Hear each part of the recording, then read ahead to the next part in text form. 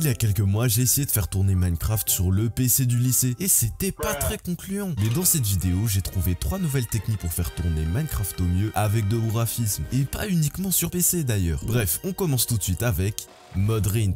Le principal problème de ma dernière vidéo sur le sujet était que j'utilisais Lunar Client. Je ne pouvais donc installer aucun mode supplémentaire. Je suis donc passé sur Modrint, une application permettant d'installer et de partager des mods et modpacks plus facilement. Parmi ces modpacks, une bonne dizaine portent uniquement sur l'optimisation comme Simply Optimized ou Sodium Plus, modpacks que l'on peut évidemment modifier en ajoutant des mods comme Dynamic FPS, Memory Leak, Sodium Extra, etc. Et le résultat est plus ou moins concluant. Évidemment, ça reste plus optimisé que Minecraft Vanilla. Mais d'un autre côté, on ne peut pas installer Modrint sans avoir les droits administrateurs de son PC. Et même en testant des équivalents genre CurseForge, j'ai l'impression que les petits PC aiment pas forcément. Donc si ça marche pour vous, tant mieux. Mais sinon, je vous propose de passer à la deuxième solution qui est Lunar Client.